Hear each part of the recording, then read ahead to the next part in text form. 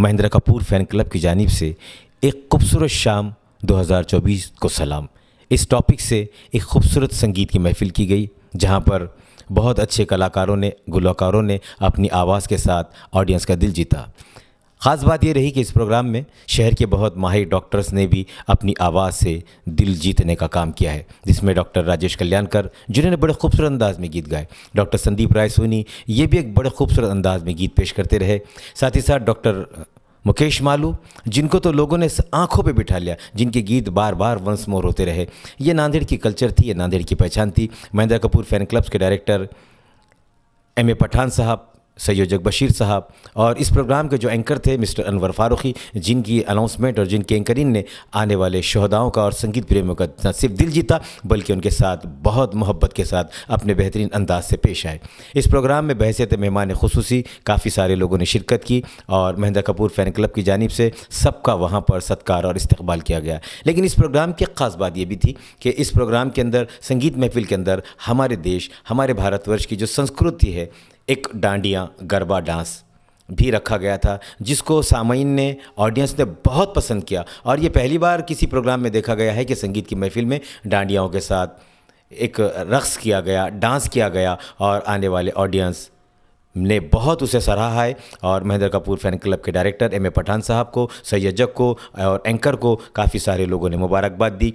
इस संगीत महफिल में बालचंद्र यादव, जिन्होंने बड़ी खूबसूरत क़व्वाली गाई, जो ऑडियंस को बहुत पसंद आई।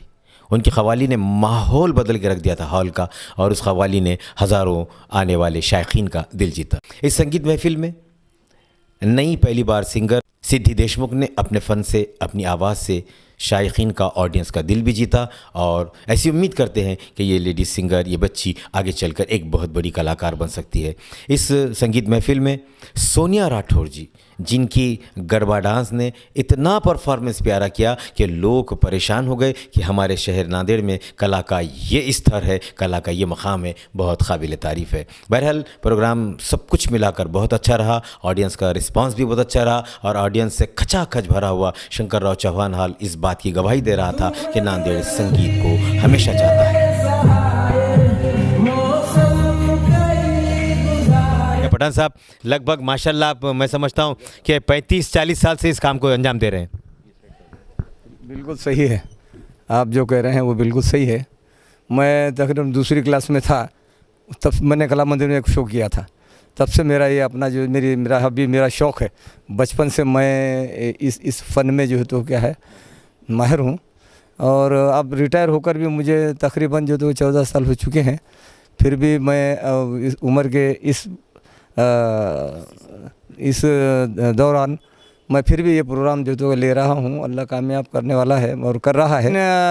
संगीत से इतना प्यार है, कला से इतना प्यार है। मैंने कहा आपको कि मैं दूसरी क्लास में था और मैं उस वक्त मैंने एक परफॉर्मेंस दिया था कला मंदिर में।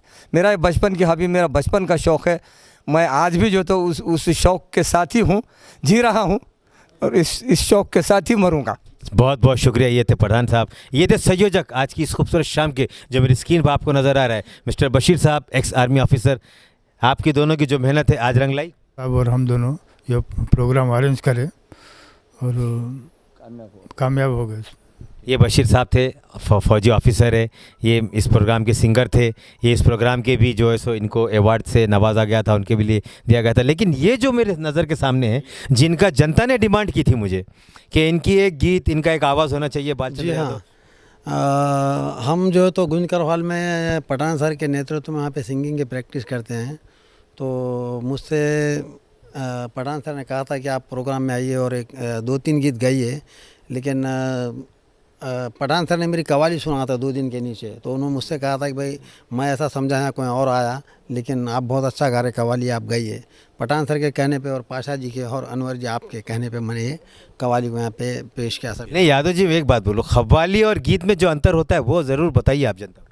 जी नहीं, कव्वाली और गीत में बहुत अंतर होता है। गीत जो है तो हम कौन सा भी गा ले सकते हैं, लेकिन कव्वाली और ख़ास करके अजीज़ नाज़ा की है, चढ़ता सूरज धीरे धीरे, हाई रेंज की है, उसे पकड़ना बहुत आसान नहीं है। और लाइव में तो भी गा सकता है इंसान, लेकिन ट्रैक के ऊपर तो अगर छूट गया तो वो पकड़ नहीं सकते। इसलिए वो मैं शुक्रगुजार हूँ आपका कि आपने मुझे यहाँ पर उसका चांस दिया, और ऑडियंस ने भी बहुत अच्छा साथ दिया। इसके लिए मैं आपका बहुत अंदाज में अपनी इस कव्वाली को पेश करने के बाद हमारे चैनल के सामने जो इन्होंने कहा है, ये